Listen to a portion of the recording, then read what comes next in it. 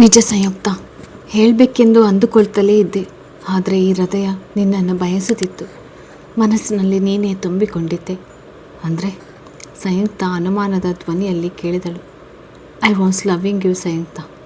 ಆದರೆ ನೀನು ಹತ್ತಿರ ಬಂದಾಗ ನಾನು ವರ್ಣಳ ಗಂಡ, ಮುಂದೆ ಅವಳ ಜೊತೆ ಇರಬೇಕಾದವನೆಂಬ ಸತ್ಯ ನನ್ನನ್ನು ನಿನ್ನ ಹತ್ತಿರ ಬರಲು ತಡೆಯುತ್ತಿತ್ತು. ಪ್ರಾಮಾಣಿಕವಾಗಿ ಅಂದ ಮಹರ್ಷಿ. ಮತ್ತು ನೀನು ವರ್ಣಳನ್ನು ಪ್ರೀತಿಸ್ತಿಲ್ವಾ? ಸಂಯುಕ್ತ ಕೇಳಿದಳು. ಇಲ್ಲ, ನನಗೆ ಅವಳಲ್ಲಿ ಪ್ರೀತಿ ಇಲ್ಲ. ಆದರೆ ಈ ಅನಿವಾರ್ಯತೆಯನ್ನು ನಾನು ಸ್ವೀಕರಿಸಲೇಬೇಕು. ಅವಳು ನನ್ನ ಹೆಂಡತಿ, ಇದು ಸತ್ಯ ತಾನೆ. ಆದರೆ ಈ ವಿಚಾರ ಯಾಕೆ ಇಷ್ಟು ದಿನ ಮುಚ್ಚಿಟ್ಟೆ? ಹೇಗೆ ಹೇಳಲಿ ಸಂಯುಕ್ತ? ಫಿಲ್ಮ್ ಇಂಡಸ್ಟ್ರಿಯಲ್ಲಿ ನಾನು ಮದುವೆ ಆದವನು ಎಂದು ಗೊತ್ತಾದರೆ ನನ್ನ ಬೆಳವಣಿಗೆ ಸಾಧ್ಯವಿಲ್ಲ. ಹಾಗಾಗಿ ನಾನು ನನ್ನ ಸ್ವಂತ ಕಾಲ ಮೇಲೆ ನಿಲ್ಲುವವರೆಗೆ ನಾನೀಗೆ ಒಂಟಿಯಾಗಿರಲು ಬಯಸ್ತೇನೆ. ನಾನು ಸದ್ಯದ ಮಟ್ಟಿಗೆ ಅವಳನ್ನು ಹೆಂಡತಿಯಾಗಿ ಸ್ವೀಕರಿಸಲಾರೆ. ಅದೆಲ್ಲ ಬಹಳ ದೂರದ ಮಾತು ಎಂದ. ಸಂಯುಕ್ತಳ ಮನಸ್ಸಿನಲ್ಲಿ ಯೋಚನೆಗಳು ದಾಳಿ ಇಡತೊಡಗಿದವು. ಅವನ ಮೇಲೆ ಸಿಟ್ಟು ಮಾಡಿಕೊಳ್ಳೋಣವೆಂದರೆ ಅವನು ಯಾವ ತಪ್ಪು ಮಾಡಿಲ್ಲ. ನಾನು ಅವನಲ್ಲಿ ಪ್ರೀತಿ ಎಂದೆಲ್ಲ ಬಡಬಡಿಸಿದರೂ ಆತ ಯಾವತ್ತೂ ಅದನ್ನು ನಿಜ ಎಂದಿಲ್ಲ. ಆದರೆ ಇಂದು ಅವನು ಹೇಳ್ತಿರೋದೇನು? ನಿನ್ನ ಮೇಲೆ ಪ್ರೀತಿ ಇತ್ತು, ಇದೆ, ಆದರೆ ನಿನ್ನನ್ನು ಒಪ್ಪಿಕೊಳ್ಳಲಾರೆ. ಅದಕ್ಕೂ ಅವನು ಕೊಟ್ಟ ಕಾರಣ ವರ್ಣ. ಏನು ಮಾಡಲಿ ಎಂದು ಒಳಗೊಳಗೆ ಹಲುಬತೊಡಗಿದಳು ಸಂಯುಕ್ತ. ಬಹಳ ಹೊತ್ತು ಅವರೀಗೆ ಇಬ್ಬರು ತಮ್ಮ ತಮ್ಮ ಯೋಚನೆಯಲ್ಲಿ ಕಳೆದು ಹೋಗಿದ್ದರು. ಮತ್ತೇನೋ ನಿರ್ಧರಿಸಿದಂತೆ ಎದ್ದು ಮಹರ್ಷಿಯ ಹತ್ತಿರ ಬಂದಳು. ತನ್ನೆರಡು ಕೈಗಳಿಂದ ಕಣ್ಣು ಮುಚ್ಚಿ ಕುಳಿತಿದ್ದ ಮಹರ್ಷಿಯ ತಲೆಯನ್ನು ಮೃದುವಾಗಿ ನೆವರಿಸಿದಳು. ಅವನ ಮುಖವನ್ನು ಮೇಲಕ್ಕೆತ್ತಿ ಹಣೆಯನ್ನು ಚುಂಬಿಸಿದಳು. ಅವಳ ಸ್ಪರ್ಶಕ್ಕೆ ಅವನಿಗೆ ಹಿತವೆನಿಸಿತು. ಅವಳ ಕೈಯನ್ನು ಹಿಡಿದು ಕೆನ್ನೆಗೊತ್ತಿಕೊಂಡ. ಈಗ ಅವನ ಪಕ್ಕದಲ್ಲಿ ಕುಳಿತಳು ಸಂಯುಕ್ತ. ಮಹರ್ಷಿ, ನಿನ್ನದಲ್ಲದ ತಪ್ಪಿಗೆ ನಾನು ನಿನ್ನನ್ನು ದ್ವೇಷಿಸಲಾರೆ. ಆದರೆ ನಮ್ಮ ಇಬ್ಬರ ನಡುವೆ ಇದ್ದದ್ದು ಬರೀ ಸ್ನೇಹವೆಂದರೂ ತಪ್ಪಾಗುತ್ತದೆ. We had feelings for each other ಎಂದವಳು ನಿಧಾನವಾಗಿ ಮಾತು ಮುಂದುವರಿಸಿದಳು. ನನಗೆ ಎಷ್ಟೋ ಜನ ಬಾಯ್ ಫ್ರೆಂಡ್ಸ್ ಇದ್ದಾರೆ. ಅವರೆಲ್ಲ ಬರೀ ಫ್ರೆಂಡ್ಸ್. ಆದರೆ ನೀನು ನನ್ನ ಭಾವನೆಗಳ ಲೋಕಕ್ಕೆ ಬಣ್ಣ ತುಂಬಿದವನು, ಕನಸುಗಳಲ್ಲಿ ಕೂಡ ಕಾಡಿದವನು ಅಂದರೆ ನೀನೇ. ನಾನು ಮನಸಾರೆ ಮೆಚ್ಚಿಕೊಂಡ ಮೊದಲ ಹುಡುಗ. ನಿನ್ನನ್ನು ನೋಡಿದರೆ ನಿನಗಾಗಿ ಏನಾದರೂ ಮಾಡಬೇಕೆಂಬ ತುಡಿತ. ಆದರೆ ಈಗ ನಮ್ಮ ದಾರಿ ಬೇರೆ ಆಗ್ತಿದೆ. ನೀನು ನನ್ನವನಾಗುವ ಚಾನ್ಸ್ ಇಲ್ಲ. Okay, it is my bad luck ಎಂದಳು ಸಂಯುಕ್ತ. ಅವಳ ಮಾತಿಗೆ ಮಹರ್ಷಿಯ ಕಣ್ಣಲ್ಲಿ ನೀರು ಬಂತು. ಇಂಥ ಒಳ್ಳೆ ಹುಡುಗಿಯನ್ನು ಪಡೆಯಲಾಗದ ತನ್ನ ದುರದೃಷ್ಟಕ್ಕೆ ಬೇಸರ ಪಟ್ಟುಕೊಂಡ. ಆದರೆ ಮಹರ್ಷಿ, ಇವತ್ತು ನಿನ್ನ ಹುಟ್ಟಿದ ದಿನ. ನಿನ್ನನ್ನು ಬೇಸರಪಡಿಸಲು ನಾನು ಇಲ್ಲಿ ಬಂದವಳಲ್ಲ. ನಾವಿಬ್ಬರು ಮನಸಾರೆ ಇಷ್ಟಪಟ್ಟವರು, ಪ್ರೀತಿಸಿದ್ದೇವೆಂದ ಮೇಲೆ ನಾನು ಸ್ವಇಚ್ಛೆಯಿಂದ ಇಂದು ನಿನ್ನವಳಾಗಲು ಸಿದ್ಧಳಿದ್ದೇನೆ. ಆದರೆ ಮುಂದೆ ಎಂದೂ ನಾವು ಭೇಟಿಯಾಗುವುದು ಬೇಡ. ಯಾಕೆಂದರೆ ನಮ್ಮ ಭೂತಕಾಲ ಭವಿಷ್ಯತ್ತನ್ನು ನುಂಗಬಾರದು. ಅವನ ಮುಖವನ್ನು ಕೈಯಲ್ಲಿ ಹಿಡಿದು ಹೀಗೆ ನಿವೇದನೆ ಮಾಡಿದಾಗ ಮಹರ್ಷಿಗೆ ಸಂಯುಕ್ತ ತನ್ನ ಪ್ರೀತಿಗಾಗಿ ಈ ತ್ಯಾಗ ಮಾಡುತ್ತಿದ್ದಾಳೆಂದು ಅರಿವಾಯಿತು. ಅವಳನ್ನು ಬಿಗಿಯಾಗಿ ತಬ್ಬಿಕೊಂಡ ಮಹರ್ಷಿ, ಸಂಯುಕ್ತ, ನೀ ನನ್ನ ಮೇಲಿನ ಅತಿಯಾದ ಪ್ರೀತಿಯಿಂದ ನಿನ್ನನ್ನು ಈಗ ನನಗೆ ಅರ್ಪಿಸಿಕೊಳ್ಳಲು ಮುಂದಾಗಿರುವೆ. ನೀನು ಗ್ರೇಟ್. ಆದರೆ ನನ್ನ ಪ್ರೀತಿಯ ಹಸಿವು ದೈಹಿಕ ಸುಖ ಪಡೆದ ಕೂಡಲೇ ಶಮನಗೊಳ್ಳುವುದಿಲ್ಲ. ಒಂದು ಸಲ ಉಂಡ ಸುಖ ಮತ್ತೆ ಮತ್ತೆ ಬೇಕೆಂಬಾಟವನ್ನು ನನ್ನ ಮನಸ್ಸು ಮಾಡ್ಬೋದು. ಯಾಕೆಂದರೆ ಮನಸ್ಸು ಚಂಚಲ ತಾನೆ.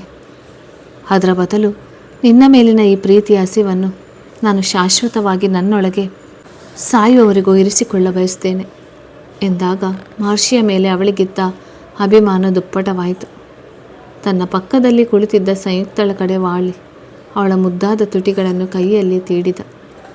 ಮತ್ತೆ ಅವನ ತುಟಿಗಳಿಂದ ಅವಳ ತುಟಿಗಳನ್ನು ದೀರ್ಘವಾಗಿ ಚುಂಬಿಸಿದ. ಮತ್ತೆ ಅವಳಿಂದ ದೂರ ಸರಿದ. ಇದಿಷ್ಟೇ ನಾನು ನಿನ್ನಿಂದ ಪಡೆದುಕೊಳ್ಳ ಬಯಸುವುದು ಎಂದ ಮಹರ್ಷಿ. ಇದಾದ ನಂತರ ಸಂಯುಕ್ತ ಕೆಲವೇ ನಿಮಿಷದಲ್ಲಿ ಅಲ್ಲಿಂದ ಹೊರಟು ಹೋದಳು. ಹೋಗುವ ಮುಂಚೆ, ಮುಂದೆ ಯಾವತ್ತಾದರೂ ನಿನಗೆ ನನ್ನ ಅಗತ್ಯ ಬಿದ್ದಾಗ ಖಂಡಿತ ನಿನಗಾಗಿ ಎಲ್ಲೇ ಇದ್ದರೂ ಬರುತ್ತೇನೆ ಎಂದು ಮಾತು ಕೊಟ್ಟು ಹೊರಟೇ ಹೋದಳು. ತನ್ನ ಕೈಯಲ್ಲಿದ್ದ ಸಂಯುಕ್ತ ಕೊಟ್ಟಿದ್ದ ಬ್ರೆಸ್ಲೆಟನ್ನು ಮೃದುವಾಗಿ ನೆವರಿಸಿದ ಮಹರ್ಷಿ. ಸಂಯುಕ್ತಳ ನೆನಪಿಗೆ ಅವನ ಜೊತೆ ನಿರಂತರವಾಗಿದ್ದದ್ದು ಇದು ಮಾತ್ರವೇ. ಯಾವುದೇ ಸಂದರ್ಭದಲ್ಲಿ ಕೂಡ ಅವನು ಕೈಯಿಂದ ಅದನ್ನು ತೆಗೆದಿಲ್ಲ.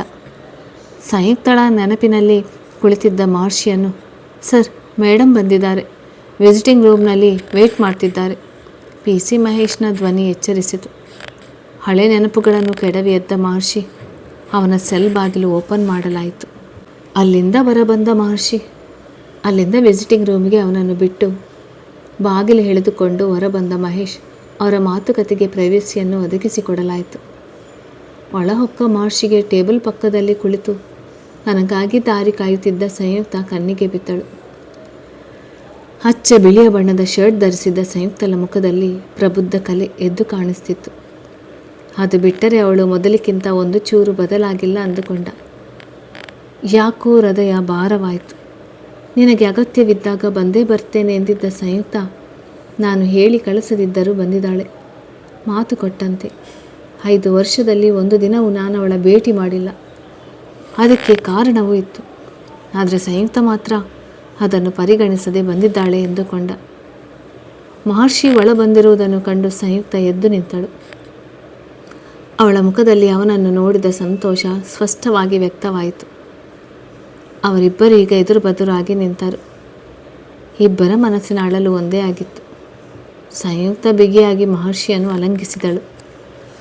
ಅವಳ ಆಲಿಂಗನದಲ್ಲಿ ಆ ಕ್ಷಣ ಮಹರ್ಷಿ ಒಂದು ರೀತಿಯ ನಿರಂತಕ ಭಾವವನ್ನು ಅನುಭವಿಸಿದ. ಯಾಕೋ ಅವನ ಕಣ್ಣುಗಳಲ್ಲಿ ನೀರು ತುಂಬಿತ್ತು. ಸಂಯುಕ್ತಳ ಆಲಿಂಗನದಿಂದ ಹೊರಬಂದ ಮಹರ್ಷಿಯ ಕಣ್ಣಲ್ಲಿ ನೀರು ನೋಡಿ ಸಂಯುಕ್ತಳ ಮನಸ್ಸು ದ್ರವಿಸಿತು. ಅವನ ಕಣ್ಣೀರನ್ನು ಒರೆಸಿ, ಮಹರ್ಷಿ, ನಾನು ನಿನಗಾಗಿ ಬಂದಿದ್ದೇನೆ. ನೀನು ಕೊಲೆಗಾರ ಆಗಿರಲಿ ಆಗದಿರಲಿ, ನಾನು ನಿನ್ನ ಪರವಾಗಿ ಹೋರಾಡ್ತೇನೆ ಅಂದಳು. ಅಂದು ಇದ್ದ ಸಂಯುಕ್ತಳ ಸ್ವಭಾವದಲ್ಲಿ ಒಂದಿಷ್ಟು ಬದಲಾವಣೆ ಆಗಿಲ್ಲ. ಅದೇ ನಿರ್ಭಯತೆ, ನೇರ ನುಡಿ ಎಂದುಕೊಂಡ ಮಹರ್ಷಿ ಕಣ್ಣೀರು ಒರೆಸಿದ.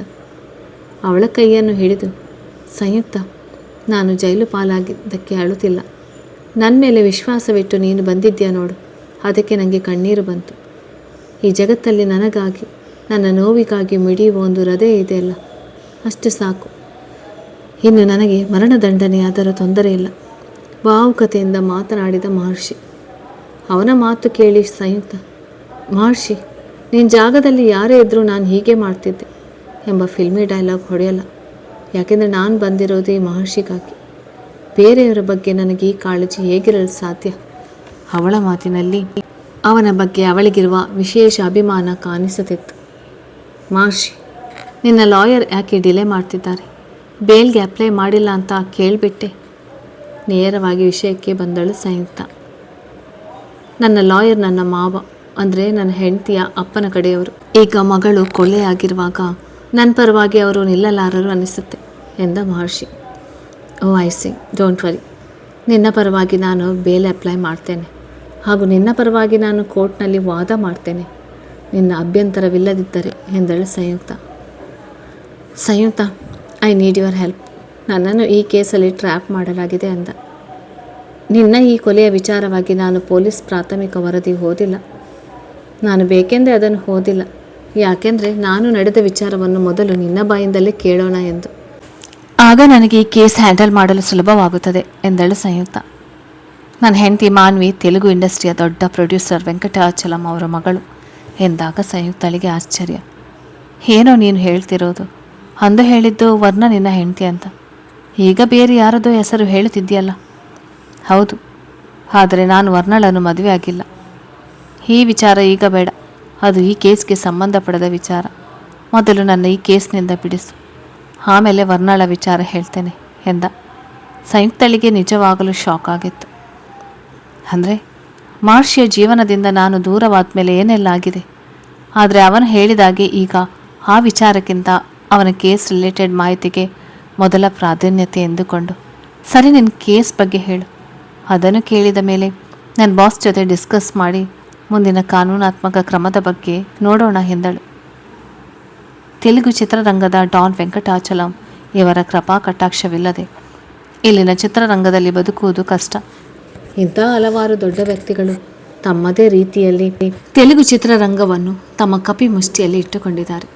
ಹಾಗೆ ತೆಲುಗು ಚಿತ್ರರಂಗಕ್ಕೆ ಪಾದಾರ್ಪಣೆ ಮಾಡಿದ ನನ್ನನ್ನು ಕೈ ಹಿಡಿದು ನಡೆಸಿದ್ದು ವೆಂಕಟಾಚಲಂ. ನನ್ನ ಮೊದಲ ಚಿತ್ರನೇ ಕೋಟಿಗಟ್ಟಲೆ ಬಾಚಿ ಸಾಕಷ್ಟು ಲಾಭ ತಂದುಕೊಟ್ಟಿತ್ತು. ಅವರು ಮುಂದೆ ನನಗಾಗಿ ದೊಡ್ಡ ಬಜೆಟ್ ಚಿತ್ರಕ್ಕೆ ಕೈ ಹಾಕಿದ್ದು. ಅದು ನನಗೂ ತುಂಬ ಇಂಪಾರ್ಟೆಂಟ್ ಪ್ರಾಜೆಕ್ಟ್. ಹೀಗಿರುವಾಗ ಹಿಂದಿ ಚಿತ್ರರಂಗದಿಂದ ಕೂಡ ನನಗೆ ಅವಕಾಶಗಳು ಬರಲಾರಂಭಿಸಿದವು. ಆದರೆ ನಾನು ಅಲ್ಲಿಗೆ ಹೋಗುವುದನ್ನು ವೆಂಕಟಾಚಲಂ ಒಪ್ಪಲಿಲ್ಲ. ಚಿನ್ನದ ಮೊಟ್ಟೆ ಹಿಡುವ ನನ್ನನ್ನು ಕಳೆದುಕೊಳ್ಳಲು ಅವರು ತಯಾರಿರಲಿಲ್ಲ. ಅದಕ್ಕೆ ಅವರು ನನ್ನನ್ನು ಇಲ್ಲಿ ಉಳಿಸಿಕೊಳ್ಳಲು ತಮ್ಮ ಮಗಳ ಮೂಲಕ ಬಳೆ ಹೆಣೆದರು. ಡೈರೆಕ್ಟರ್ ಆಗಿ ತಮ್ಮ ಮಗಳನ್ನು ಮದುವೆಯಾಗೆಂದು ಕೇಳಿದಾಗ ನಾನು ನಿರಾಕರಿಸಿದೆ. ಅವರ ಹಳೆಯ ಆದರೆ ನನ್ನನ್ನು ಅವರ ಪ್ರೊಡಕ್ಷನ್ ಕೆಳಗಡೆ ಮಾತ್ರ ಕೆಲಸ ಮಾಡುವಾಗೆ ಮಾಡಬಹುದು ಎಂಬ ದೂರ ಆಲೋಚನೆ ಇತ್ತು. ಹಾಗೆ ಮಗಳಿಗೊಬ್ಬ ಒಳ್ಳೆ ಗಂಡ ಸಿಗ್ತಾನೆ ಎಂಬ ಸಂತೃಪ್ತಿ. ಆದರೆ ನನಗೆ ಇದು ಇಷ್ಟವಿರಲಿಲ್ಲ. ಇದರಿಂದಾಗಿ ನನ್ನ ವ್ಯಕ್ತಿತ್ವ ನಾಶವಾಗುತ್ತದೆ. ಅವಳನ್ನು ಮದುವೆಯಾದರೆ ಅವರ ಮನೆಯ ನಾಯಿ ಹಾಗೆ ಬಾಳಬೇಕಾಗಿತ್ತು. ಇನ್ನವರ ಮಗಳು ಮಾನ್ವಿ ಐ ಸೊಸೈಟಿಯ ಹುಡುಗಿ. ಅಪ್ಪನ ದುಡ್ಡಲ್ಲಿ ಮಜಾ ಮಾಡುವವಳು. ಯಾವಾಗಲೂ ಕುಡಿತ ಅಫೀಮ್ಗಳ ಅಮಲಿನಲ್ಲೇ ಇರುತ್ತಿದ್ದಳು. ಜೊತೆಗೆ ಅವಳಿಗೆ ಲೆಕ್ಕವಿಲ್ಲದಷ್ಟು ಬಾಯ್ ಫ್ರೆಂಡ್ಸ್. ಬಟ್ಟೆ ಬದಲಾಯಿಸುವಂತೆ ಅವಳ ಬಾಯ್ ಫ್ರೆಂಡ್ಸ್ ಬದಲಾಗುತ್ತಿದ್ದರು. ಅಂಥ ಹುಡುಗಿಯನ್ನು ಮದುವೆ ಮಾಡಿಕೊಳ್ಳುವ ಇರಾದೆ ನನಗಿಲ್ಲ ಅಂದೆ. ಸುಮ್ಮನೆ ಹೆಸರಿಗೆ ಗಂಡ ಹೆಂಡತಿಯಾಗಿರಿ, ನಿನ್ನ ಸ್ವಾತಂತ್ರ್ಯಕ್ಕೂ ಅವಳ ಸ್ವಾತಂತ್ರ್ಯಕ್ಕೂ ಅಡ್ಡಿ ಬರೋಲ್ಲ ಅಂದರು. ಆದರೂ ನಾನು ಬೇಡ ಅಂದೆ. ಅಲ್ಲಿಗೆ ಅದು ಮುಕ್ತವಾಯಿತು ಅಂದುಕೊಂಡೆ. ಆದರೆ ಹಾಗಾಗಲಿಲ್ಲ. ಒಂದಿನ ಅವರ ಮನೆಗೆ ಪಾರ್ಟಿಗೆ ಕರೆದರು. ಹೋದೆ. ಅಲ್ಲಿ ಮಧ್ಯದಲ್ಲಿ ಏನೋ ಸೇರಿಸಿ ಕುಡಿಸಿದ್ರು. ನಾನು ನನ್ನ ಮೇಲೆ ನಿಯಂತ್ರಣ ಕಳೆದುಕೊಂಡೆ. ಆ ಸಮಯದಲ್ಲಿ ಆ ಅಮಲಿನಲ್ಲಿ ನನ್ನನ್ನು ಮಾನ್ವಿ ಅವಳ ರೂಮಿಗೆ ಕರೆದೊಯ್ದಳು. ಆ ಸಮಯದಲ್ಲಿ ಆ ರಾತ್ರಿ ನಾನು ಅವಳೊಂದಿಗೆ ಕಳೆದ ಕ್ಷಣಗಳನ್ನು ವಿಡಿಯೋ ಮಾಡಿ ನನ್ನನ್ನು ಹೆದರಿಸಿದರು. ಮದುವೆ ಮಾಡಿಕೊಳ್ಳದಿದ್ದರೆ ರೇಪ್ ಕೇಸ್ ಹಾಕಿ ಪರ್ಮನೆಂಟಾಗಿ ಜೈಲಿಗೆ ಹಾಕಿಸ್ತೇನೆ ಎಂದರು. ತೆಲುಗು ಚಿತ್ರರಂಗದಲ್ಲಿ ಅವರನ್ನು ಎದುರು ಹಾಕಿಕೊಂಡ್ರೆ ನನ್ನ ಸಹಾಯಕ್ಕೆ ಯಾರೂ ಬರಲಾರರು ಎಂದು ತಿಳಿದಿತ್ತು. ನನಗೆ ಬೇರೆ ದಾರಿ ಇಲ್ಲದೆ ಅವಳನ್ನು ಮದುವೆಯಾದೆ. ಇದೀಗ ಮದುವೆಯಾಗಿ ಕೇವಲ 15 ದಿನ ಆಗಿದೆ. ಇಷ್ಟರಲ್ಲಿ ಅವಳ ಕೊಲೆ ಆಗಿದೆ. ನಾನು ಮದುವೆಯಾದ ದಿನವೇ ರಾತ್ರಿ ಶೂಟಿಂಗ್ಗೋಸ್ಕರ ಮಲೇಷ್ಯಾಕ್ಕೆ ಹೋದವನು. ನಿನ್ನೆ ಬಂದೆ. ನನ್ನ ಸ್ವಂತ ಮನೆ ಹೈದರಾಬಾದ್ ಸಿಟಿಯಲ್ಲಿದೆ. ಆದರೆ ಮಾನ್ವಿಯ ಸ್ವಂತ ಫಾರ್ಮ್ ಹೌಸ್ ಇದ್ದದ್ದು ಸಿಟಿಗಿಂತ ಹೊರಗಡೆ. ಅದು ಅವಳಿಗಾಗಿಯೇ ತಂದೆ ಕೊಟ್ಟ ಗಿಫ್ಟ್. ಅವಳು ಹೆಚ್ಚಾಗಿ ಅಲ್ಲೇ ಇರುತ್ತಿದ್ದದ್ದು. ಅವಳ ತಂದೆಯವರ ಜೊತೆ ಅವರ ಮನೆಯಲ್ಲಿ ಅವಳು ಇರುತ್ತಿದ್ದದ್ದು ಕಡಿಮೆ. ನಾನು ಶೂಟಿಂಗ್ ಮುಗಿಸಿ ಬಂದ ವಿಚಾರ ಮಾನ್ವಿಗೆ ಗೊತ್ತಿರಲಿಲ್ಲ. ಆದರೆ ನಿನ್ನೆ ಸಂಜೆ ಅವಳು ಕಾಲ್ ಮಾಡಿ ಅರ್ಜೆಂಟ್ ವಿಚಾರ ಮಾತನಾಡುವುದಿದೆ ಬಾ ಎಂದು ಕರೆದಳು. ಸುಸ್ತಾಗಿದೆ, ನಾಳೆ ಬರ್ತೇನೆ ಅಂದೆ. ಅದಕ್ಕೆ ಅವಳು ನೀನು ಬಂದಿಲ್ಲ ಅಂದರೆ ಅಪ್ಪನಿಗೆ ಹೇಳ್ತೇನೆ ಎಂದು ಹೆದರಿಸಿದಳು. ಅವಳ ಅಪ್ಪ ಇನ್ನೂ ಸುಮ್ಮನೆ ಗಲಾಟೆ ಮಾಡ್ತಾನೆ ಎಂದು ಹೋದೆ. ನಾನು ಎಲ್ಲೇ ಹೋಗುವಾಗ ನನ್ನ ರಕ್ಷಣೆಗಾಗಿ ಲೈಸೆನ್ಸ್ ಇರುವ ಗನ್ ಹಿಡಿದುಕೊಂಡೇ ಹೋಗ್ತೇನೆ. ಹಾಗೆ ಅಲ್ಲಿಗೂ ಹೋಗುವಾಗಲೂ ಆ ಗನ್ ಹಿಡಿದುಕೊಂಡೇ ಹೋದೆ. ಅಲ್ಲಿ ಗೇಟ್ನಲ್ಲಿ ವಾಚ್ಮ್ಯಾನ್ ಬಿಟ್ಟರೆ ಆ ಮನೆಯಲ್ಲಿ ಬೇರೆ ಯಾರೂ ಇರಲಿಲ್ಲ. ಅವಳು ಬೆಡ್ರೂಮ್ಗೆ ಕರೆದೊಯ್ದಳು. ಅವಳ ಆ ದಿನ ಬಹಳ ಒಳ್ಳೆಯ ಮೂಡ್ನಲ್ಲಿದ್ದಳು. ನನಗೆ ಒಂದು ಗ್ಲಾಸ್ ಮದ್ಯವನ್ನು ಕೊಟ್ಟು ತಾನು ಒಂದು ಗ್ಲಾಸ್ ಹಿಡಿದು ಕುಳಿತಳು. ಮಹರ್ಷಿ, ಇನ್ಮುಂದೆ ನಾನು ಒಳ್ಳೆಯವಳಾಗಿರ್ತೇನೆ. ನನ್ನ ಫ್ರೆಂಡ್ಸ್ ಎಲ್ಲ ಬಿಟ್ಟು ಬಿಡ್ತೇನೆ. ಮದುವೆಯಾಗಿದೆ, ನಿನಗೆ ನಿಯತ್ತಿನ ಮಡದಿಯಾಗಿರ್ತೇನೆ ಎಂದಳು. ನನಗೆ ಏನು ಮಾಡಲು ತೋಚಲಿಲ್ಲ. ಅವಳ ತಲೆಯಲ್ಲಿ ಏನಾದರೂ ಪ್ಲ್ಯಾನ್ ಇದೆಯಾ, ಇಲ್ಲ ಕುಡಿದದ್ದು ಹೆಚ್ಚಾಗಿರ್ಬೋದು ಅಂದುಕೊಂಡೆ. ನಾನು ಅವಳ ಮಾತಿಗೆ ಉತ್ತರಿಸಲಿಲ್ಲ. ಅಲ್ಲೇ ಕುಳಿತು ಟಿ ವಿ ನೋಡ್ತಿದ್ದೆ. ಅವಳು ಬಂದು ನನ್ನ ತಬ್ಬಿಕೊಂಡಳು. ನಾನು ಅವಳನ್ನು ದೂರ ಸರಿಸಿದೆ. ಅವಳ ಕಣ್ಣಿನಲ್ಲಿ ಬಯಕೆ ಕುಣಿಯುತ್ತಿತ್ತು. ಹಸಿದ ಸಿಹಿನಿಯ ನೋಡಿದಾಗೆ ಅನಿಸಿತು. ಮೈಯ ಮೇಲೆ ಪರಿಜ್ಞಾನವಿಲ್ಲದ ಅವಳನ್ನು ನೋಡಿ ಅಸಹ್ಯ ಅನಿಸಿತು. ನಿನ್ನನ್ನು ನಾನು ಯಾವತ್ತೂ ಇಷ್ಟಪಡಲಿಲ್ಲ, ಮುಂದೇನು ಇಷ್ಟಪಡೋದು ಸಾಧ್ಯವಿಲ್ಲ ಅಂದೆ. ಅವಳು ಕೆರಳಿದಳು. ನನ್ನನ್ನು ಬಲಾತ್ಕಾರವಾಗಿ ಚುಂಬಿಸಲು ಪ್ರಯತ್ನಿಸಿದಳು. ಸಿಟ್ಟು ಬಂತು. ಅವಳನ್ನು ದೂಡಿ ಹೊರ ನಡೆದೆ. ನಾನು ಅಲ್ಲಿಂದ ಹೊರಬಂದು ಪೋರ್ಟಿಕದಲ್ಲಿ ಕುಳಿತೆ. ಸ್ವಲ್ಪ ಹೊತ್ತಿನಲ್ಲಿ ಬುಲೆಟ್ ಹೊಡೆದ ಶಬ್ದ ಕೇಳಿಸಿತು. ಹಾಗೆ ನನಗೆ ನೆನಪಾದದ್ದು ನನ್ನ ಗನ್. ನನ್ನ ಗನ್ ಪಾಕೆಟ್ನಲ್ಲಿ ಗನ್ ಇರಲಿಲ್ಲ. ನಾನು ಗಾಬರಿಯಿಂದ ಮೇಲೆ ಹೊಡೆದೆ. ಮಾನ್ವಿ ರಕ್ತಸಿಕ್ತವಾಗಿ ಬೆಡ್ ಮೇಲೆ ಬಿದ್ದಿದ್ದಳು. ಅವಳ ಪಕ್ಕದಲ್ಲಿ ನನ್ನ ಗನ್ ಹಾಗೆಯೇ ಬಿದ್ದಿತ್ತು. ವಾಚ್ಮ್ಯಾನ್ ಓಡಿ ಬಂದ. ಅವನು ಪೊಲೀಸ್ಗೆ ಫೋನ್ ಮಾಡಿದ. ನನ್ನ ಗನ್ನಿಂದ ಶೂಟ್ ಆಗಿದ್ದು, ಜೊತೆಗೆ ಅಲ್ಲಿ ನನ್ನ ಹೊರತಾಗಿ ಬೇರೆ ಯಾರೂ ಬಂದಿಲ್ಲ ಎಂಬ ವಾಚ್ಮ್ಯಾನ್ನ ಹೇಳಿಕೆಯ ಮೇಲೆ ನನ್ನನ್ನು ಅರೆಸ್ಟ್ ಮಾಡಲಾಯಿತು ಎಂದು ಮಹರ್ಷಿ ಅಂದಿನ ಘಟನೆಯ ಸಂಪೂರ್ಣ ಮಾಹಿತಿಯನ್ನು ಸಂಯುಕ್ತಳಿಗೆ ನೀಡಿದ. ಸಂಯುಕ್ತ ಮಹರ್ಷಿಯ ಪರವಾಗಿ ಡಿಫೆನ್ಸ್ ಲಾಯರ್ ಆಗಿ ಕೆಲಸ ಮಾಡಲು ಆತನ ಒಪ್ಪಿಗೆಗೆ ಬೇಕಾದ ಪತ್ರಕ್ಕೆ ಸಹಿ ತೆಗೆದುಕೊಂಡಳು. ಮಹರ್ಷಿಗೆ, don't worry, I will proceed with this. ಮೊದಲು ಈ ಕೇಸಿನ ಕುರಿತು ಪೊಲೀಸ್ ಜೊತೆ ಮಾತಾಡಬೇಕು. ಹಾಗೆ ನಮ್ಮ ಬಾಸ್ಗೆ ಡಿಟೆಕ್ಟಿವ್ ವಿಶಾಲ್ ತುಂಬ ಕ್ಲೋಸ್. ವಿಶಾಲ್ರ ಫೀ ಜಾಸ್ತಿ ಆದರೂ ಹಿಡಿದ ಕೇಸ್ ಬಗ್ಗೆ ಸತ್ಯಾಸತ್ಯತೆ ಕಂಡು ಹಿಡಿಯುತ್ತಾರೆ. ಅವರಿಗೆ ಕೇಸ್ನ ಬಗ್ಗೆ ನಮಗೆ ಕಾನೂನು ಸಮರ ನಡೆಸಲು ಬೇಕಾದ ಮಾಹಿತಿಗಳನ್ನು ಕಲೆಕ್ಟ್ ಮಾಡಲು ಹೇಳೋಣ ಎಂದು ಬಾಸ್ ಹೇಳಿದ್ದಾರೆ. ವಿಶಾಲ್ ಎಂಥ ಕ್ಲಿಷ್ಟಕರವಾದ ಕೇಸಾದರೂ ನಿಜ ಕಂಡು ಹಿಡಿದು ಬಿಡುತ್ತಾರೆ ಎಂದು ಹೇಳಿ ಅವನ ಜೊತೆ ಮಾತುಕತೆಗೆ ಮುಕ್ತಾಯ ಹಾಡಿದಳು. ಅಲ್ಲಿಂದ ಬಂದ ಮೇಲೆ SI ರಮಣ್ ರಾವ್ ಜೊತೆ ಕೇಸ್ ಬಗ್ಗೆ ವಿವರಗಳನ್ನು ತೆಗೆದುಕೊಂಡಳು. ಡಿಟೆಕ್ಟಿವ್ ವಿಶಾಲ್ ತನಿಖೆಯ ಜಾಡು ಹಿಡಿದು ಹೊರಟಾಗ ಅವರಿಗೆ ಮೊದಲು ಸ್ಪಷ್ಟವಾದ ವಿಚಾರ, ಆ ದಿನ ಮಹರ್ಷಿಗೆ ಒಳಗೆ ಹೋದ ಸಂದರ್ಭದಲ್ಲಿ ಅಲ್ಲಿಗೆ ಬೇರೆ ಯಾರೂ ಬರಲಿಲ್ಲ. ಅದಕ್ಕೆ ಸಾಕ್ಷಿಯಾಗಿತ್ತು ಹೊರಗೆ ಗೇಟಿನ ಪಕ್ಕ ಇದ್ದ CC ಕ್ಯಾಮರಾ ಫುಟೇಜ್, ಜೊತೆಗೆ ಕೆಳಗಡೆ ಹಾಲ್ ಮತ್ತು ಮೇಲ್ಗಡೆ ಇದ್ದ ಅವಳ ರೂಮಿನ ಬಾಗಿಲು ಕಾಣಿಸುವಂತೆ 2 CC ಕ್ಯಾಮರಾ ಇತ್ತು. ಹಾಗಾಗಿ ಆ ಕ್ಯಾಮರಾ ತಪ್ಪಿಸಿ ಅವಳ ರೂಮಿಗೆ ಬಾಗಿಲಿಂದ ಪ್ರವೇಶ ಮಾಡೋದು ಸಾಧ್ಯವಿಲ್ಲ. ಗನ್ ಮೇಲಿನ ಫಿಂಗರ್ ಪ್ರಿಂಟ್ ಮಹರ್ಷಿಯದೇ ಇತ್ತು. ಅಂದರೆ ಗನ್ನನ್ನು ಗ್ಲೌಸ್ ಹಾಕಿ ಬೇರೆಯವರು ಬಳಸಿರ್ಬೋದು ಎಂದುಕೊಳ್ಬೋದು. ಆದರೆ ಆ ರೂಮಿಗೆ 3ನೇ ವ್ಯಕ್ತಿ ಎಲ್ಲಿಂದ ಬಂದ? ಈ ರೂಮಿನಲ್ಲಿ ಏನಾದರೂ ಸೀಕ್ರೆಟ್ ಡೋರ್ ಇರ್ಬೋದಾ ಎಂಬ ಸಂಶಯ ಬಂದು ವಿಶಾಲ್ ಕೂಲಂಕುಷವಾಗಿ ಇಂಚು ಚೆಕ್ ಮಾಡಿದಾಗ ಆ ಥರ ಏನೂ ಕಾಣಿಸಲಿಲ್ಲ. ಅವಳ ಬೆಡ್ರೂಮಿನ ಒಂದು ಸೈಡ್ ಕಂಪ್ಲೀಟ್ ವಿಶಾಲವಾದ ಕಿಟಕಿ ಇದ್ದು ಅದಕ್ಕೆ ಹಲವು ಸಣ್ಣ ಸಣ್ಣ ಬಾಗಿಲುಗಳಿದ್ದು ಅವುಗಳೆಲ್ಲ ಒಳಗಡೆಯಿಂದ ಲಾಕ್ ಆಗಿದ್ದಾಗೆ ಮೊದಲ ನೋಟಕ್ಕೆ ತೋರುತ್ತಿತ್ತು. ವಿಶಾಲ್ ಪ್ರತಿಯೊಂದು ಬಾಗಿಲನ್ನು ಎಳೆದು ನೋಡಿದ. ಎಲ್ಲವೂ ಲಾಕ್ ಆಗಿದೆ. ಹಾಗಾದರೆ ಹೊರಗಿನವರು ಹೇಗೆ ಬರಲು ಸಾಧ್ಯ ಎಂಬುದು ಯಕ್ಷ ಪ್ರಶ್ನೆ. ಹಾಗಾಗಿ ಮಹರ್ಷಿಯ ಮೇಲೆ ಅನುಮಾನ ಬಂದಿರೋದು ಸಹಜ ಎಂದುಕೊಂಡ ವಿಶಾಲ್. ನನ್ನ ಆಫೀಸ್ನಲ್ಲಿ ಕುಳಿತು ಇದೇ ಯೋಚನೆಯಲ್ಲಿರುವಾಗ ಅಸಿಸ್ಟೆಂಟ್ ಕಫೀಲ್ ತಂದ ನ್ಯೂಸ್ ತನಿಖೆಗೆ ಪ್ರಯೋಜನಕಾರಿ ಅನಿಸಿತು. ವೆಂಕಟಾಚಲಂ ಅವರು ಮಹರ್ಷಿಯ ಹೊಸ ಮೂವಿ ಶೂಟಿಂಗ್ ಸ್ಪಾಟ್ನಲ್ಲಿದ್ದಾಗ ಇತ್ತೀಚೆಗೆ ಒಬ್ಬ ಯುವಕ ಬಂದು ಅವರಿಗೆ ಬೆದರಿಕೆ ಹಾಕಿ ಮಹರ್ಷಿಯ ಜೊತೆ ಸಿನಿಮಾ ಅದು ಹೇಗೆ ಕಂಪ್ಲೀಟ್ ಮಾಡ್ತೀರಾ ಎಂದು ಧಮಕಿ ಹಾಕಿ ಹೋಗಿದ್ದ.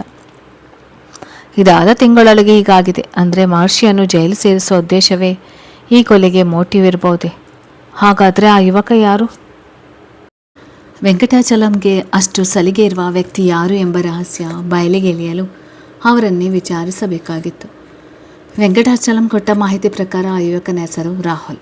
ವೆಂಕಟಾಚಲಂ ಮಾನ್ವಿಯ ಅಮ್ಮ ರಶ್ಮಿಯನ್ನು ಮದುವೆ ಆಗುವ ಮೊದಲು ಲಲಿತಾಳ ಜೊತೆ ಪ್ರೇಮ ಸಾಂಗತ್ಯಕ್ಕೆ ಹುಟ್ಟಿದ ಮಗ ರಾಹುಲ್. ಕಾರಣಾಂತರದಿಂದ ಅವಳನ್ನು ಮದುವೆಯಾಗದೆ ರಶ್ಮಿಯ ಕೈ ಹಿಡಿಯಬೇಕಾಯಿತು. ಆದರೂ ಅವಳಿಗೂ ಅನ್ಯಾಯ ಮಾಡದೆ ಒಳ್ಳೆಯ ಸ್ಥಾನಮಾನ ಕೊಟ್ಟು ಅಲ್ಲಿಗೂ ಹೋಗಿ ಬಂದು ಮಾಡುತ್ತಿದ್ದರು ವೆಂಕಟಾಚಲಂ. ರಶ್ಮಿಗೆ ಈ ವಿಚಾರ ಗೊತ್ತಿದ್ದರೂ ಅವಳು ಅದಕ್ಕೆ ಅಡ್ಡಿಪಡಿಸಿರಲಿಲ್ಲ. ರಾಹುಲ್ ಅಪ್ಪನಿಂದ ಹಣ ವಸೂಲಿ ಮಾಡಿ ಮಜಾ ಮಾಡುತ್ತಿದ್ದ. ಸಮಾಜದಲ್ಲಿ ರಾಹುಲ್ ತನ್ನ ಮಗ ಎಂದು ವೆಂಕಟಾಚಲಂ ಹೇಳದೇ ಇರುವುದು ಅವನಿಗೆ ಅವಮಾನವೆನಿಸಿತು. ಆದರೂ ಮುಂದೆ ಹೇಗಿದ್ದರೂ ಅಪ್ಪನ ಆಸ್ತಿ ಮಾನ್ವಿಯ ಮದುವೆಯ ನಂತರ ತನ್ನದೇ ಎಂಬ ಧೈರ್ಯವಿತ್ತು. ಆದರೆ ಯಾವಾಗ ಮಹರ್ಷಿ ಬ್ಯಾಂಗ್ಳೂರಿನಿಂದ ಬಂದನೋ ವೆಂಕಟಾಚಲಂ ಅವನ ಜೊತೆ ಮೂವಿ ಮಾಡಿ ಲಾಭ ಮಾಡತೊಡಗಿದರು. ಅಷ್ಟೇ ಆಗಿದ್ದರೆ ಪರವಾಗಿರಲಿಲ್ಲ. ದಾರಿ ತಪ್ಪುತ್ತಿರುವ ತನ್ನ ಮಗಳಿಗೆ ಮಹರ್ಷಿಯ ಜೊತೆ ಮದುವೆ ಮಾಡಿದರೆ ಮಾನ್ವಿ ಸರಿಯಾಗಬಹುದು ಎಂಬ ದೂರದ ಆಸೆ ಇತ್ತು ವೆಂಕಟಾಚಲಂಗೆ. ಜೊತೆಗೆ ಮಹರ್ಷಿ ತನ್ನ ಆಸ್ತಿಗೂ ಉತ್ತರಾಧಿಕಾರಿಯಾಗಲು ಅರ್ಹ ವ್ಯಕ್ತಿ ಅನ್ನಿಸಿ ಅವನಲ್ಲಿ ಈ ವಿಚಾರ ಪ್ರಸ್ತಾಪಿಸಿದಾಗ ಅವನು ಅದಕ್ಕೆ ಒಪ್ಪದಿದ್ದಾಗ ಮಗಳ ಮೂಲಕ ನಾಟಕ ಮಾಡಿಸಿ ಮದುವೆಗೆ ಒಪ್ಪಿಸಬೇಕಾಯಿತು. ಇದರಲ್ಲಿ ಯಾವ ಕೆಟ್ಟ ಉದ್ದೇಶವೂ ಇರಲಿಲ್ಲ. ಆದರೆ ವೆಂಕಟಾಚಲಂ ಮಹರ್ಷಿಗೆ ಕೊಡುವ ಪ್ರಾಮುಖ್ಯತೆ ನೋಡಿ ರಾಹುಲ್ಗೆ ಮುಂದೆ ತನಗೆ ಅವನೇ ದೊಡ್ಡ ಕಂಟಕ ಅನಿಸಿ ಸೆಟ್ಟಿನತ್ತಿರ ಬಂದು ಧಮಕಿ ಹಾಕಿದ್ದು ನಿಜ. ಆದರೆ ಕೊಲೆ ಮಾಡುವಷ್ಟು ಎದೆಗಾರಿಕೆ ಅವನಲ್ಲಿಲ್ಲ. ಬೊಗಳುವ ನಾಯಿ ಕಚ್ಚುವುದಿಲ್ಲ ಎಂಬ ಕೆಟಗರಿ ಅವನು ಎಂದು ವೆಂಕಟಾಚಲಂ ಅವನ ಬಗ್ಗೆ ಮಾಹಿತಿ ಕೊಟ್ಟರು. ಆದರೆ ಮಾನ್ವಿಯನ್ನು ಕೊಂದು ಮಹರ್ಷಿಯನ್ನು ಅದರಲ್ಲಿ ಸಿಲುಕಿಸಿದರೆ ಲಾಭ ಯಾರಿಗೆ? ರಾಹುಲ್ಗೆ ತಾನೆ. ಅವನೇ ಯಾಕೆ ಕೊಲೆ ಮಾಡಿರಬಾರ್ದು? ಹೀಗೆ ಈಗ ವಿಶಾಲ್ನ ಅನುಮಾನ ಅವನ ಕಡೆ ತಿರುಗಿತು. ಅವನನ್ನು ಹುಡುಕಿ ಮಾತನಾಡಿಸಿದರೆ ಸತ್ಯ ತಿಳಿಯಬಹುದು ಎಂದುಕೊಂಡು ಅವನೇ ಪತ್ತೆಗಾಗಿ ಕಾರ್ಯಾಚರಣೆ ಶುರು ಮಾಡಿದ. ಈ ನಡುವೆ ಸಂಯುಕ್ತ ಮಾನ್ವಿಯ ಕೊಲೆಯಾದ ಫಾರ್ಮ್ ಹೌಸ್ಗೆ ಬಂದಳು. ಅಲ್ಲಿ ವಾಚ್ಮ್ಯಾನ್ನ ಮಾತನಾಡಿಸಿದಳು. ಆತ ತಾನು ಇಲ್ಲಿಗೆ ಇತ್ತೀಚೆಗೆ ಬಂದಿದ್ದು. ಮೊದಲನ ವಾಚ್ಮ್ಯಾನ್ ಮತ್ತು ಅಡುಗೆಯವರನ್ನು ಕೆಲಸದಿಂದ ತೆಗೆದುಹಾಕಲಾಯಿತು ಎಂಬ ಹೊಸ ಮಾಹಿತಿ ಕೊಟ್ಟ. ಮತ್ತು ಅಡುಗೆಯವರಿಲ್ಲದೆ ಮಾನ್ವಿಗೆ ಊಟದ ವ್ಯವಸ್ಥೆ ಏನು ಮಾಡ್ತಿದ್ರು ಪ್ರಶ್ನಿಸಿದಳು. ಇತ್ತೀಚೆಗೆ ಅವರಿಗೆ 3 ಹೊತ್ತು ಅವರ ಮನೆಯಿಂದಲೇ ಆಳು ಊಟ ತರುತ್ತಿದ್ದ ಎಂದ ವಾಚ್ಮ್ಯಾನ್. ಈ ದಿಢೀರ್ ಬದಲಾವಣೆ ಯಾಕೆ ಮಾಡಲಾಯಿತು ನಿಮಗೆ ತಿಳಿದಿದೆಯಾ? ಸಂಯುಕ್ತ ಕೇಳಿದಳು. ಮೇಮ್ ಸಾಬ್ ಕಿ ಶಾದಿಗೆ ಬಾದ್ ಎಲ್ಲಿಗೆ ಅವರ ಹಳೆಯ ಗೆಳೆಯ ಗೆಳತಿಯರು ಬರಬಾರ್ದು. ಅವರು ತಮ್ಮ ಮುಂದಿನ ಜೀವನ ಮರೆಯಬೇಕು ಎಂದ ಅವರ ತಂದೆಯವರು ಇಲ್ಲಿ ಬಹಳ ಬದಲಾವಣೆ ಮಾಡಿದ್ದರು. ಮೊದಲು ಇಲ್ಲಿನ CC ಕ್ಯಾಮರಾ ಇರಲಿಲ್ಲ. ಅಡುಗೆಯವರು, ವಾಚ್ಮ್ಯಾನ್ ಎಲ್ಲರೂ ಮೇಡಮ್ ತಾಲಕ್ಕೆ ಕುಣಿಯುತ್ತಿದ್ದರು. ಹಲವು ದಿನಗಳ ಹಿಂದೆ ಮೇಮ್ ಸಾಬ್ ಅವರು ಅವರ ತಂದೆಯವರಲ್ಲಿ ಗಲಾಟೆ ಮಾಡಿ ಹೇಳದೆ ಕೇಳದೆ ನಾಪತ್ತೆಯಾಗಿದ್ದರು. ಅವರನ್ನು ಹುಡುಕಿ ತಂದ ಮೇಲೆ ಮಹರ್ಷಿ ಜೊತೆ ಮದುವೆ ಮಾಡಿದ್ದಾರಂತೆ. ಹೋ, ನೀನು ಇಲ್ಲಿಗೆ ಹೊಸಬ, ಈ ಎಲ್ಲ ವಿಚಾರಗಳು ನಿಂಗೆ ಗೊತ್ತು? ಅನುಮಾನದಿಂದ ಕೇಳಿದಳು. ಇದು ದೊಡ್ಡವರ ವಿಚಾರವಾದರೂ ಇಲ್ಲಿ ಪಕ್ಕದಲ್ಲಿರುವ ಅಂಗಡಿಯಲ್ಲಿ ಕೆಲಸ ಮಾಡುವ ಹುಡುಗರು ಹೇಳುತ್ತಿದ್ದರು. ಬೋರ್ ಆದಾಗ ಅಲ್ಲಿಗೆ ಹೋಗಿ ಕುಳಿತುಕೊಳ್ತೇನೆ, ಹಾಗೆ ಸ್ವಲ್ಪ ವಿಚಾರ ತಿಳಿಯಿತು. ತಲೆ ಕೆರೆದುಕೊಂಡ. ಸ್ವಲ್ಪ ವಿಚಾರನಾ? ಎಲ್ಲ ವಿಚಾರನೂ ತಿಳಿದುಕೊಂಡಿದ್ಯಾ? ಸಂಯುಕ್ತ ತಮಾಷೆಯಾಗಿ ಹೇಳಿದಳು. ಅಂದರೆ ಮಹರ್ಷಿಯ ಮದುವೆಗಿಂತ ಮುಂಚೆ ಎಲ್ಲೋ ಹೋಗಿದ್ಲು ಅನ್ನಲ್ಲ. ಯಾರ ಜೊತೆ ಹೋಗಿರ್ಬೋದು?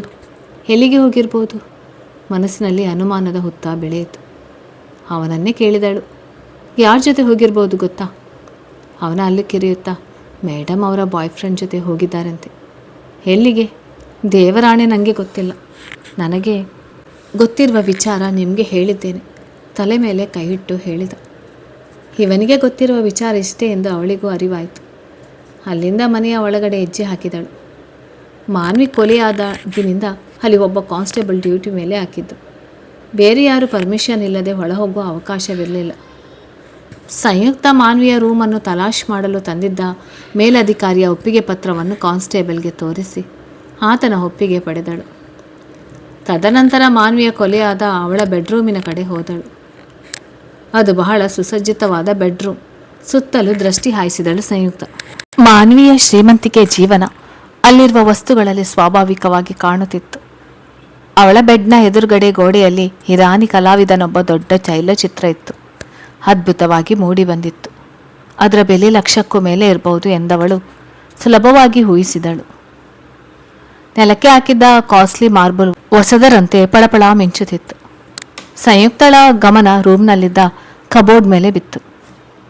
ಅತ್ಯಾಧುನಿಕ ನಮೂನೆಯಲ್ಲಿದ್ದ ಆ ಕಬೋರ್ಡನ್ನು ಓಪನ್ ಮಾಡಿದ್ಲು. ಬಹಳ ವಿಶಾಲವಾದ ಕಬೋರ್ಡ್ನಲ್ಲಿ ರಾಶಿ ಬಟ್ಟೆಗಳು, ಬೆಲೆ ಬಾಳುವ ಲೆದರ್ ಬ್ಯಾಗುಗಳು ತುಂಬಿತ್ತು. ಎಲ್ಲವನ್ನೂ ಪರಿಶೀಲಿಸುತ್ತಾ ಬಂದಳು ಸಂಯುಕ್ತ. ಕಬೋರ್ಡ್ನ ಇನ್ನೊಂದು ಕಂಪಾರ್ಟ್ಮೆಂಟ್ನ ಬಾಗಿಲು ತೆರೆದಳು. ಅಲ್ಲಿ ಅವಳ ಕಣ್ಣಿಗೆ ಒಂದು ಬಟ್ಟೆ ತುಂಬಿದಂತೆ ಕಾಣಿಸ್ತಿದ್ದ ಬ್ಯಾಗ್ ಕಂಡಿತ್ತು. ನಿಧಾನವಾಗಿ ಅದರ ಜಿಪ್ ಓಪನ್ ಮಾಡಿ ನೋಡಿದಳು. ಎಲ್ಲಿಂದಲೂ ಟ್ರಾವೆಲ್ ಮಾಡಿ ಬಂದ ಬಟ್ಟೆಗಳು ಹಾಗೇ ಇತ್ತು. ಆ ಬ್ಯಾಗ್ನ ಸೈಡ್ ಜಿಪ್ ಓಪನ್ ಮಾಡಿದಳು. ಅದರಲ್ಲಿ ಹಲವು ಪೇಮೆಂಟ್ ಬಿಲ್, ರಿಸಿಪ್ಟ್ಗಳು ಕಾಣಿಸಿದವು. ಅವುಗಳನ್ನು ತೆಗೆದು ನೋಡಿದಳು. ಅವೆಲ್ಲ ಸ್ವಿಗ್ಗಿಯಲ್ಲಿ ಆರ್ಡರ್ ಮಾಡಿದ ಫುಡ್ಗಳ ಬಿಲ್. ಅದರಲ್ಲಿ ಡೆಲಿವರಿ ಮಾಡಿದ ಅಡ್ರೆಸ್ ನೋಡಿ ಸಂಯುಕ್ತ ಶಾಕ್ ಆದಳು. ತನ್ನ ಕಣ್ಣನ್ನು ತಾನೇ ನಂಬಲಾಗಲಿಲ್ಲ. ಆ ಅಡ್ರೆಸ್ ಬ್ಯಾಂಗ್ಳೂರಿನ ತನ್ನದೇ ಅಪಾರ್ಟ್ಮೆಂಟ್ನದು. ಎಲ್ಲ ಕಡೆ ಡೆಲಿವರಿ ಪ್ಲೇಸ್ನಲ್ಲಿ ತನ್ನ ಅಪಾರ್ಟ್ಮೆಂಟ್ ವಿಳಾಸ ಇತ್ತು. ಇದೇಗೆ ಸಾಧ್ಯ? ಒಂದು ಕ್ಷಣ ಬ್ಲ್ಯಾಂಕ್ ಆದಳು ಸಂಯುಕ್ತ. ಮತ್ತೆ ಸಾವರಿಸಿಕೊಂಡು ಬಿಲ್ನ ದಿನಾಂಕದ ಕಡೆ ಗಮನ ಹರಿಸಿದಳು. ತಾನು ಅಮೆರಿಕದಲ್ಲಿದ್ದ ದಿನಗಳು, ಈ ಬಿಲ್ನ ದಿನಾಂಕಗಳು ಮ್ಯಾಚ್ ಆಗ್ತಿತ್ತು. ಅಂದರೆ ನಾನು ಅಮೆರಿಕ ಟೂರ್ನಲ್ಲಿದ್ದಾಗ ಮಾನ್ವಿ ನಮ್ಮ ಮನೆಯಲ್ಲಿದ್ಲಾ? ಇದೇಗೆ ಸಾಧ್ಯ?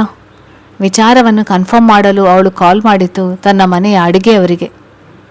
ಅವಳ ಉತ್ತರ ಕೇಳಿ ಸಂಯುಕ್ತಳಿಗೆ ತಲೆ ಇನ್ನೂ ಹಾಳಾಗಿತ್ತು. ಅಮ್ಮ, ನೀವು ಅಮೆರಿಕಕ್ಕೆ ಹೋದಾಗ ಅಣ್ಣವರು ನನಗೆ ಕೆಲವು ದಿನ ರಜೆ ಕೊಟ್ಟು ಊರಿಗೆ ಕಳಿಸಿದ್ರು. ನಾನು ಫೋನ್ ಮಾಡಿದ ಮೇಲೆ ಬಂದರೆ ಸಾಕು ಎಂದು ಹೇಳಿ ಕಳುಹಿಸಿದ್ರು. ಅಂದರೆ ಮೃಣಾಳ್ನೇ ಮಾನ್ವಿಯ ಬಾಯ್ ಫ್ರೆಂಡಾ? ಮೃಣಾಳ್ ಅಂದರೆ ಸಂಯುಕ್ತನ ಗಂಡ. ಅವನಿಗಾಗಿ ಮನೆಯಿಂದ ನಾಪತ್ತೆಯಾಗಿ ಬ್ಯಾಂಗ್ಳೂರ್ಗೆ ಬಂದು ನಮ್ಮ ಮನೆಯಲ್ಲಿ ಮೃಣಾಳ್ ಜೊತೆ ಇದ್ಲಾ? ಮೃಣಾಳ್ ಗ್ರಾನೈಟ್ ಬಿಸ್ನೆಸ್ನಲ್ಲಿ ಅವ್ಯವಹಾರ ಮಾಡುತ್ತಾನೆಂದು ತಿಳಿದಿತ್ತು. ಆದರೆ ಆತ ಒಬ್ಬ ವ್ಯಭಿಚಾರಿ ಕೂಡ ಇರಬಹುದೇ ಎಂಬ ಸಂಶಯ ಈಗ ಮೂಡುವುದರೊಂದಿಗೆ ಕೇಸ್ ಹೊಸ ಕಡೆ ತಿರುಗಿತ್ತು. ಮೃಣಾಳ್ನಲ್ಲಿ ಈ ವಿಚಾರದ ಬಗ್ಗೆ ಈಗಲೇ ಕೇಳುವುದು ಬೇಡ ಅನಿಸಿತು. ತನಿಖಾ ದೃಷ್ಟಿಯಿಂದ ಅದು ಹಿನ್ನಡೆ ಆಗ್ಬೋದು, ಅಪರಾಧಿ ಅಲರ್ಟ್ ಆಗ್ಬೋದು ಎಂಬ ಆಲೋಚನೆಗಳಿಂದ ಅವಳಲ್ಲಿ ಮೂಡಿತು. ಎಷ್ಟಾದರೂ ಅವಳು ಕ್ರಿಮಿನಲ್ ಲಾಯರ್ ತಾನೆ. ಮೊದಲು ಆ ದಿನಗಳಲ್ಲಿ ಮಾನ್ವಿ ನಮ್ಮ ಅಪಾರ್ಟ್ಮೆಂಟ್ನಲ್ಲಿ ಇದ್ದದನ್ನು ಕನ್ಫರ್ಮ್ ಮಾಡಿಕೊಳ್ಬೇಕಾಗಿತ್ತು. ಅವಳು ತನ್ನ ಜೂನಿಯರ್ ಲಾಯರ್ ವಿಕಾಸ್ಗೆ ಕಾಲ್ ಮಾಡಿ ಅಪಾರ್ಟ್ಮೆಂಟ್ನ CC ಕ್ಯಾಮರಾದಲ್ಲಿ ತಾನು ಅಮೆರಿಕಕ್ಕೆ ಹೋಗಿದ್ದ ದಿನಗಳ ಫೋಟೇಜ್ ಚೆಕ್ ಮಾಡಲು ಹೇಳಿದಳು. ತಾನು ಹೈದರಾಬಾದ್ಗೆ ಬಂದ ಮೇಲೆ ಮೃಣಾಲ್ ಅಪಾರ್ಟ್ಮೆಂಟ್ ಕಡೆ ಸುಳಿದಿಲ್ಲ ಎಂದು ಅಡುಗೆ ಅಮ್ಮನ ಮಾತಿನಿಂದ ಮೃಣಾಲ್ ಈಗ ಅಲ್ಲಿ ಇಲ್ಲ ಎಂಬುದು ಖಚಿತವಾಗಿತ್ತು. ಹಾಗಾಗಿ ವಿಕಾಸ್ ತನ್ನ ಅಪಾರ್ಟ್ಮೆಂಟ್ ಕಡೆ ಕಳಿಸಲು ಸುಲಭವಾಯಿತು. ಅಲ್ಲಿ ಹೋಗಿ ಚೆಕ್ ಮಾಡಿದ ವಿಕಾಸ್ ಅಮೆರಿಕಕ್ಕೆ ಹೋದ ದಿನದಿಂದ ಅವಳು ಬರುವ ಮೊದಲ ದಿನದವರೆಗಿನ ಯಾವುದೇ ಫುಟೇಜ್ ಲಭ್ಯವಿರೋದಿಲ್ಲ. ಅಂದರೆ ಮೋಸ್ಟ್ಲಿ ಕ್ಯಾಮರಾದಲ್ಲಿ ರೆಕಾರ್ಡ್ ಆಗಿಲ್ಲ, ಅಂದರೆ ಆ ದಿನಗಳಲ್ಲಿ ಕ್ಯಾಮರಾ ಆಫ್ ಆಗಿರಬೇಕು ಎಂಬ ಮಾಹಿತಿಯನ್ನು ಕಳುಹಿಸಿದ. ಸಂಯುಕ್ತಳಿಗೆ ಈಗ ಇದೆಲ್ಲ ಉದ್ದೇಶಪೂರ್ವಕವಾಗಿ ನಡೆದಿದೆ ಅನ್ನಿಸಿತು. ಮೃಣಾಲ್ ಮತ್ತು ಮಾನ್ವಿಯ ಸಂಬಂಧ ಏನಿರಬಹುದು ಎಂದು ಯೋಚಿಸಿದಾಗ ಅವಳಿಗೆಲ್ಲವೂ ನಾನೆನಿಸಿದಂತೆ ಇಲ್ಲ ಎಂದು ನಿಜವಾಗಿಯೂ ಗೊತ್ತಾಯಿತು. ಯಾಕೋ ಕೆಲಸ ಮುಂದುವರಿಸಲು ಮನಸ್ಸಾಗಲಿಲ್ಲ. ಅಂದಿನ ಕೆಲಸ ಅರ್ಧಕ್ಕೆ ಬಿಟ್ಟು ತನ್ನ ಹೋಟೆಲ್ಗೆ ಹೋದಳು. ತಲೆ ಜೋರಾಗಿ ಸಿಡಿಯುತ್ತಿತ್ತು. ಮೃಣಾಲ್ ಬಗ್ಗೆ ಯೋಚಿಸಿದರೆ ಅವನಿಗಿಂತಲೂ ಅವನ ಜೊತೆ ಮದುವೆ ಮಾಡಿಸಿದ ತನ್ನ ತಂದೆಯವರ ಬಗ್ಗೆ ಕೋಪ ಬರುತ್ತಿತ್ತು. ತನ್ನ ಮೃಣಾಲ್ನ ಮದುವೆ ವಿಚಾರ ಎತ್ತಿದಾಗಲೆಲ್ಲ ಸಂಯುಕ್ತ ಅದನ್ನು ತಿರಸ್ಕರಿಸಿದ್ದಳು. ತನಗೂ ಅವನಿಗೂ ಯಾವುದರಲ್ಲೂ ಹೊಂದಾಣಿಕೆ ಇಲ್ಲ. ಅವನ ಲೈಫ್ ಸ್ಟೈಲ್ ಬೇರೆ, ತನ್ನದು ಬೇರೆ. ಹೆಚ್ಚಾಗಿ ಆತನು ಕೆಲವು ಅವ್ಯವಹಾರವನ್ನು ನಡೆಸುತ್ತಿದ್ದುದು ಅವಳಿಗೂ ತಿಳಿದಿತ್ತು. ತಾನು ಒಬ್ಬ ಲಾಯರ್ ಆಗಿ ನ್ಯಾಯದ ಪರ ಹೋರಾಡುವವಳು. ಹಾಗಾಗಿ ನನಗೆ ಮೃಣಾಲ್ನ ಮದುವೆ ಆಗಲು ಇಷ್ಟವಿಲ್ಲ ಅಂದಿದ್ಲು. ಆದರೆ ಅವಳ ತಂದೆಗೆ ಮೃಣಾಲ್ನ ತಂದೆಯ ಜೊತೆ ಆಪ್ತ ಸ್ನೇಹ. ನನ್ನ ಮಗಳು ಅವನನ್ನು ಮದುವೆಯಾದರೆ ಅವರಿಗೆ ರಾಜಕೀಯ ಲಾಭವೂ ಇತ್ತು. ಅವರ ಪಕ್ಷದ ಎಲೆಕ್ಷನ್ ಫಂಡಿಗೆ ದಂಡಿಯಾಗಿ ಹಣ ಹರಿದು ಬರುತ್ತಿತ್ತು. ಈ ಲಾಭಕ್ಕಾಗಿ ತನ್ನ ಪ್ರೀತಿಯ ಮಗಳನ್ನು ಮೃಣಾಲ್ಗೆ ಮದುವೆ ಮಾಡಿಕೊಟ್ಟ ಕೀರ್ತಿ ಅವಳ ತಂದೆ ವಿಠೋಬರಾಜ್ ಅವರಿಗೆ ಸಲ್ಲುತ್ತದೆ. ನಾಳೆ ಎಲ್ಲ ನ್ಯೂಸ್ ಪೇಪರ್ನಲ್ಲಿ ಈ ಮೃಣಾಲ್ ಸುದ್ದಿ ಬಂದರೆ ರಾಜಕಾರಣಿ ಆಗಿರುವ ಅಪ್ಪನಿಗೆ ಅವಮಾನವಲ್ಲವೇ ಅನಿಸಿತು ಸಂಯುಕ್ತಳಿಗೆ. ಆದರೆ ಏನು ಆಗಬೇಕು ಅದು ಆಗಲೇಬೇಕು ಎಂಬ ಭಗವದ್ಗೀತೆಯ ಶ್ಲೋಕ ನೆನಪಾಯಿತು. ಮಹರ್ಷಿಯ ನೆನಪಾಯಿತು. ನನ್ನ ಜೀವನದಲ್ಲಿ ನಾನು ಮೊದಲು ಪ್ರೀತಿಸಿದ ಹುಡುಗ. ಯಾರಿಗೂ ಸೋಲದ ಮನಸ್ಸು ಅವನಡೆಗೆ ಸುಲಭವಾಗಿ ಜಾರಿತ್ತು. ಆತನ ನಡೆ ನುಡಿ ಎಲ್ಲವೂ ತನಗಿಷ್ಟವಾಗಿತ್ತು. ಅವನು ನನ್ನ ಜೀವನ ಸಂಗಾತಿಯಾಗಿದ್ದರೆ ಎಲ್ಲವೂ ಬದಲಾಗುತ್ತಿತ್ತು. ಅಪ್ಪನನ್ನು ಒಪ್ಪಿಸಿ ಅವನನ್ನು ಮದುವೆಯಾಗುವ ಎದೆಗಾರಿಕೆ ಇತ್ತು. ಆದರೆ ಮಹರ್ಷಿಗೆ ತನ್ನ ಮೇಲೆ ಒಲವಿದ್ದರೂ ಅವನಿಗೆ ಅವನ ಕಮಿಟ್ಮೆಂಟ್ ವರ್ಣ. ಅದನ್ನು ಅವನು ನಿರಾಕರಿಸಲು ಸಿದ್ಧನಿರಲಿಲ್ಲ. ಆದರೆ ಆತನಿಗೆ ತನ್ನ ಮೇಲೆ ಪ್ರೀತಿ ಇತ್ತು ಎಂಬುದನ್ನು ಆತ ಕೊಟ್ಟ ಚುಂಬನವೇ ಅವಳಿಗೆ ಹೇಳಿತ್ತು. ಜೊತೆಗೆ ತಮ್ಮ ಕೊನೆಯ ಭೇಟಿಯಲ್ಲಿ ಮಹರ್ಷಿ ಬಾಯಿ ಬಿಟ್ಟು ಅದನ್ನು ಹೇಳಿಯೂ ಇದ್ದ. ಆದರೆ ಅವಳ ಜೊತೆಯಾಗುವುದು ಸಾಧ್ಯವಿಲ್ಲವೆಂದಾಗ ತನಗೆ ಹೃದಯಕ್ಕೆ ಕಾಡ್ಗಿಚ್ಚು ಬಿದ್ದ ಹಾಗೆ ಆಗಿತ್ತು. ಅವನಂದು ಏನಾದರೂ ವರ್ಣಳನ್ನು ಬಿಟ್ಟು ನನ್ನ ಕಡೆ ಬಂದಿದ್ರೆ ಅಪ್ಪನನ್ನು ಎದುರು ಹಾಕಿಕೊಂಡಾದರೂ ಅವನನ್ನು ಮದುವೆ ಆಗ್ತಿದ್ದೆ.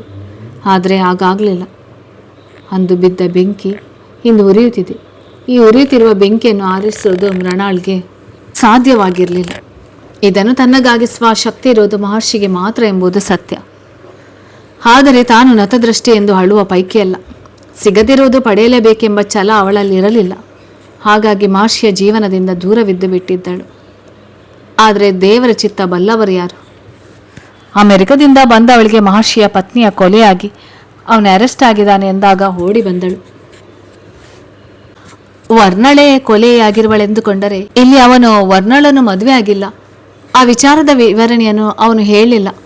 ಮಹರ್ಷಿಯನ್ನು ಬಿಡಿಸುವುದು ಹೇಗೆ ಎಂದು ಯೋಚನೆಯಲ್ಲಿದ್ದರೆ ಕೇಸ್ ವಿಚಿತ್ರ ತಿರುವು ತೆಗೆದುಕೊಂಡಿದೆ. ಅನುಮಾನದ ಹೊಗೆ ಮೃಣಾಲ್ ಹತ್ತಿರ ಸುಳಿಯತೊಡಗಿದೆ. ಇನ್ನು ಇದರಲ್ಲಿ ಏನೆಲ್ಲ ಕಗ್ಗಂಟಿದೆಯೋ ಏನೋ ಎಂದು ಯೋಚಿಸ್ತಾ ನಿದ್ರೆಗೆ ಜಾರಿದಳು ಸಂಯುಕ್ತ. ಹೈದರಾಬಾದ್ನ ಸಿಟಿಯಲ್ಲಿ ಬಹಳ ಹೆಸರು ಮಾಡಿದ ಕೆಸಿನೋ ಬಾರ್ ಅದು. ಸ್ವಂತ ಬಿಲ್ಡಿಂಗ್ ಹೊಂದಿದ್ದು 3 ಫ್ಲೋರ್ನ ಕಟ್ಟಡ. ಕೆಳಗಡೆ ಮಾಮೂಲು ನಾನ್ ವೆಜ್ ಹೋಟೆಲು. 2ನೇ ಫ್ಲೋರ್ ಅತ್ಯಾಧುನಿಕ ಮಾದರಿಯ ಕೆಸಿನೋ ಸೆಂಟರನ್ನು ಒಳಗೊಂಡಿತ್ತು. ಅಲ್ಲಿ ಬಹಳ ವಿಸ್ತಾರವಾದ ಜಾಗವನ್ನು ಹೊಂದಿತ್ತು. ಒಂದು ಕಡೆ ಬಾರ್ ಕೌಂಟರ್, ಇನ್ನೊಂದು ಕಡೆ ಎತ್ತರವಾದ ಜಾಗದಲ್ಲಿ ದೊಡ್ಡದಾದ ಸ್ಟೇಜ್ ಹಾಕಲಾಗಿತ್ತು. ಅದರಲ್ಲಿ ರಾತ್ರಿ ಹೊತ್ತು ಬಾರ್ ಡ್ಯಾನ್ಸ್ ನಡೆಯುತ್ತಿತ್ತು. ಜೊತೆಗೆ ಜೂಜಾಡುವವರಿಗಾಗಿ ಅಲ್ಲಿಯೇ ವಿಶೇಷವಾಗಿ ಮಲೇಷ್ಯಾ ಮಾದರಿಯ ಕೆಸಿನೋ ಆಟಗಳು ಇತ್ತು. 3ನೇ ಫ್ಲೋರ್ನಲ್ಲಿ ಸುಸಜ್ಜಿತವಾದ ರೂಮ್ಗಳಿತ್ತು. ನಶೆಯಲ್ಲಿ ಓಲಾಡುತ್ತಾ ಅರೆಬರೆ ಬಟ್ಟೆಯ ಸುಂದರಿಯನ್ನು ಕಣ್ತುಂಬಿಕೊಳ್ಳುವ ರಸಿಕರು ಅಲ್ಲಿ ಬಹಳ ಜನ ಬರುತ್ತಿದ್ದರು. ಹೆಚ್ಚಾಗಿ ಅಪರಾಧಿ ಲೋಕದ ಜನರೇ ಹೆಚ್ಚು. ಗುಟ್ಟಾಗಿ ಹುಡುಗಿಯರ ದಂಧೆಯನ್ನು ಇವರು ನಡೆಸುತ್ತಾರೆ. ದೊಡ್ಡ ದೊಡ್ಡ ಗ್ಯಾಂಗ್ನ ಲೀಡರ್ಗಳಿಗೂ ಇಲ್ಲಿಂದಲೇ ಹೆಣ್ಣುಗಳ ಸಪ್ಲೈ ಆಗುತ್ತಿತ್ತು. ಪೊಲೀಸರಿಗೆ ಮಾಮೂಲಿ ತಲುಪಿದ್ದ ಕಾರಣ ಹಾಗೆ ಬೂದಿ ಮುಚ್ಚಿದ ಕೆಂಡದ ಥರ ಈ ಕೆಲಸಗಳು ಯಾವುದೇ ಕಾನೂನಿನ ಕ್ರಮಕ್ಕೆ ಒಳಪಡದೆ ಮುಂದುವರೆದಿತ್ತು. ಅಂದು ಶುಕ್ರವಾರ, ಹಾಗಾಗಿ ಬಹಳ ಜನಸಂದಣಿ ಇತ್ತು ಆ ಹೋಟೆಲ್ನಲ್ಲಿ. ತನ್ನ ಕಾರನ್ನು ಹೊರಗಡೆ ದೂರದಲ್ಲಿ ಪಾರ್ಕ್ ಮಾಡಿ ವಿಶಾಲ್ ಆ ಹೋಟೆಲ್ಗೆ ಒಬ್ಬ ಕಸ್ಟಮರ್ ಥರ ಸೋಗು ಹಾಕಿಕೊಂಡು ಕಾಲಿಟ್ಟ.